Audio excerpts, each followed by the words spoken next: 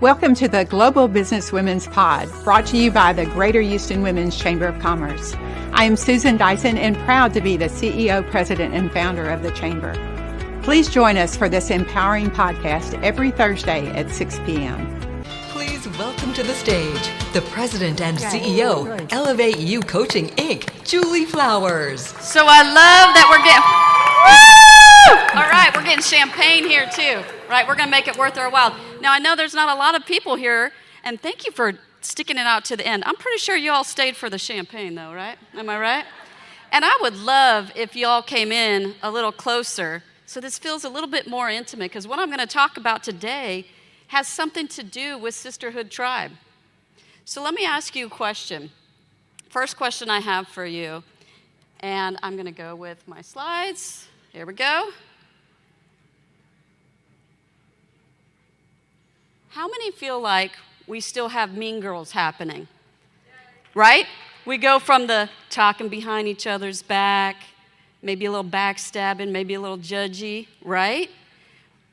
Why can't we go to a fierce sisterhood tribe of supporters where we're high-fiving, we're supporting one another, we're advocating for one another? I mean, enough with the drama, right? Imagine a world where women champion one another, advocate and support one another, are ambassadors of each other's awesomeness, and we amplify the voices of other women. How awesome would that be? Yeah? We want to do it?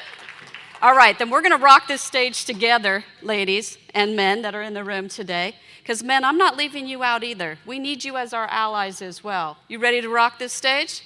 All right, let's buckle up, ladies. Here we go. I will start, though, with the competition is real. Competitive is with us all the time, unfortunately. There's a lot of reasons why we compete, and it might be different for each and every one of you that's here today. I'm going to talk about just 4 that resonate with me. And the first one of why women compete is about limited opportunities. Think about it. There are limited opportunities for women in leadership roles or even mid-management role, wherever you're at. Globally, there's only 29% of women occupying senior roles. 29%. That's terrible. We need to change that. The second thing that we do for why we compete is because we have this vision or this perception that women have it all together. That, hey, she got her stuff together. She looks like she has it all. She's doing it. She's great. 2 things are happening with that statement. It's a myth. And 2, if we do have our stuff together for the most part, we have a tribe behind us supporting us and helping us do it. We don't do it alone. The third challenge is these external expectations. There is a myth that we have to be uber competitive and totally driven, and that's a bad thing. Why is that a bad thing? We should be applauded for it, but in order to succeed, we have these pressures. And the fourth thing that resonated with me is the pressure to succeed. This was daunting for me when I read it. High potential women are rated overly ambitious by 13% of our female peers. What the? And 15% of men. I mean, you could probably think that. But why is it a bad thing to be overly ambitious? It's about context, and it's about how you go about it. But we should be rewarded for doing that, not judged. I said this before, behind every successful woman is a tribe of successful women that had her back. Woo! That's right, I love it.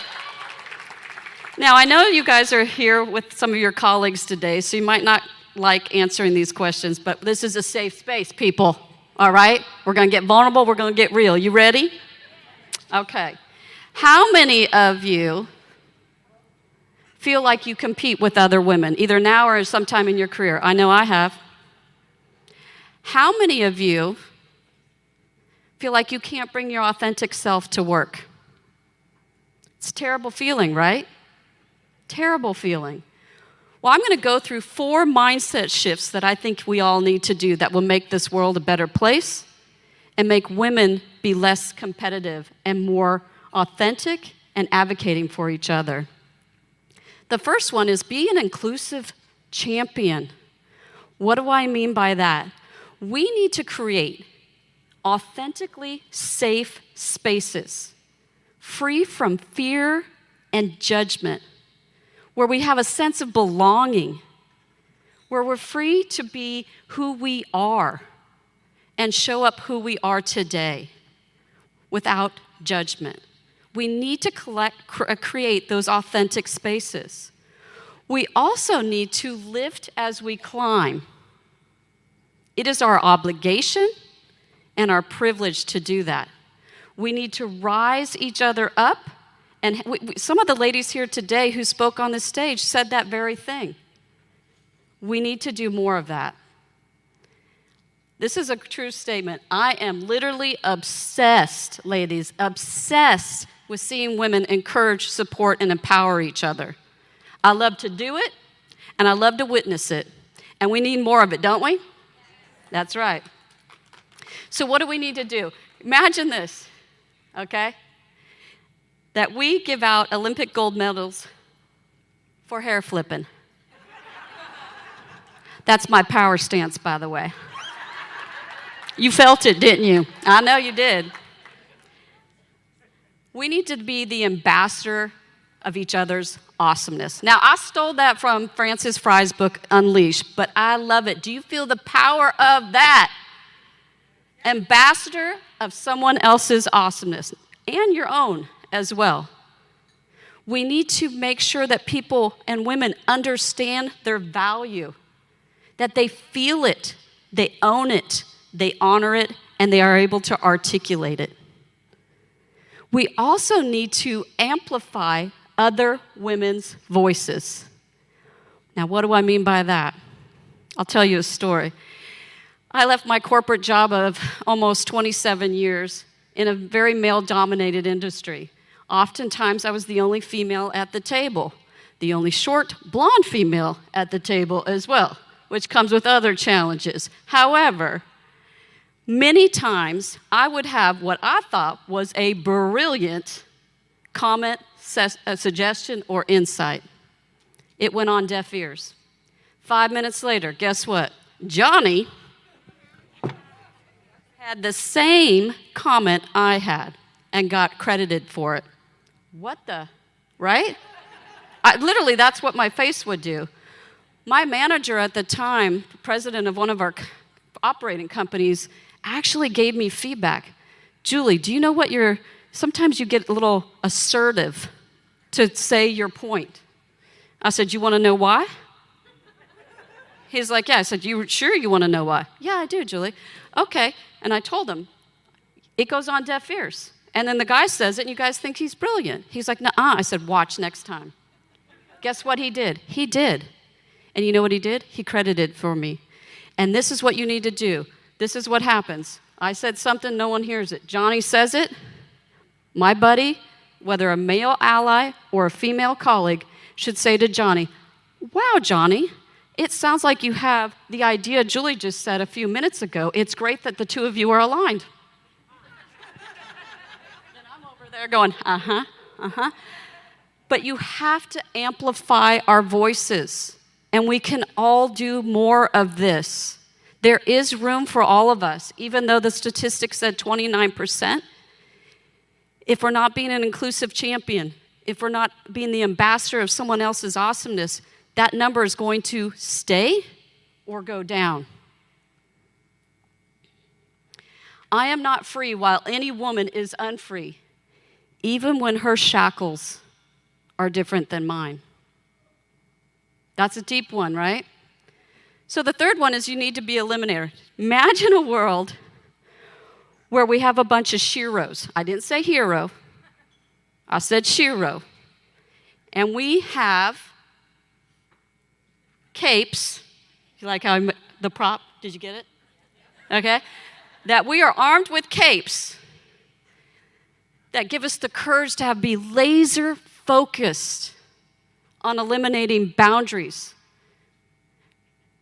eliminating barriers, and that our applause is so loud it drowns out the whispers of self-doubt in our heads. Imagine a world of that. We need to kick bias butt. We need to eliminate it. We need to have a training ground of women that do this. We also need to have a mindset of creating a fierce sisterhood tribe. Now, if we're creating this tribe of sisters, and I'm in charge, and if you know me, we're totally making it mandatory that we have blinked out girl gang jackets, and every day we're having dance parties, okay? Because we're celebrating us. Are you with me? Yeah. Sisterhood tribe. Why? It promotes vulnerability. It promotes support. It helps us understand our value. And you feel like you can be encouraged and lifted up. Super important to be an eliminator of bias. Are you guys ready to suit up as eliminators? Yeah, let's do it. And the fourth one, the success of every woman should be the inspiration of another.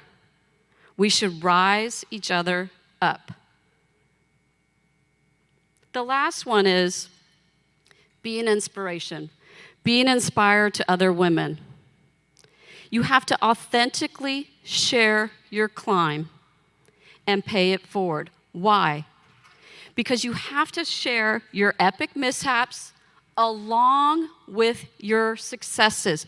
This is going to catapult us into success and progress, ladies. But you have to share them.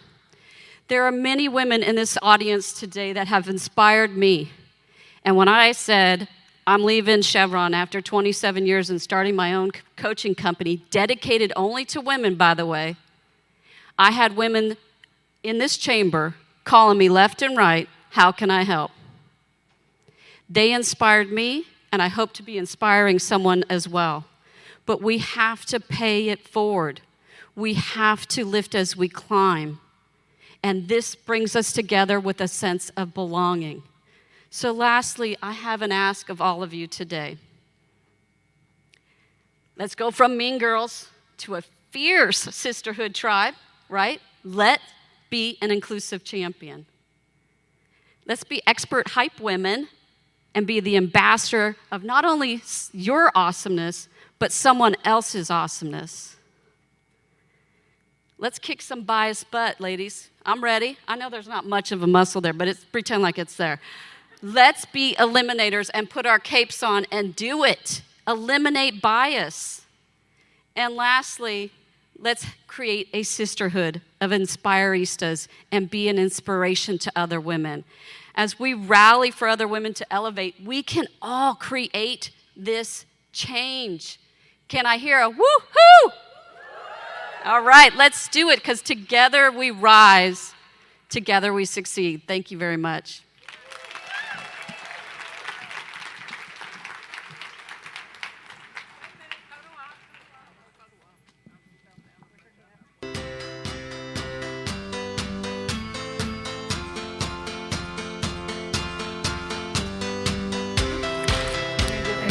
Thank you, Julie. Julie is amazing.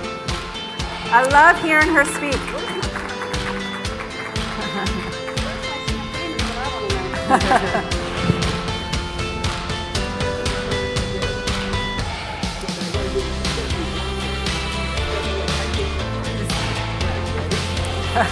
Oh, with your cave. Oh, with your cave. Yeah. Oh, that's perfect. And I do want to share, I know so many people today talk about how coaches have helped them in their careers and all. So Julie is the woman to call. So if y'all are looking to have that note on your little sticky note today, Call me. Okay, thank you. Here you go. Thank you, Julie. Thank you.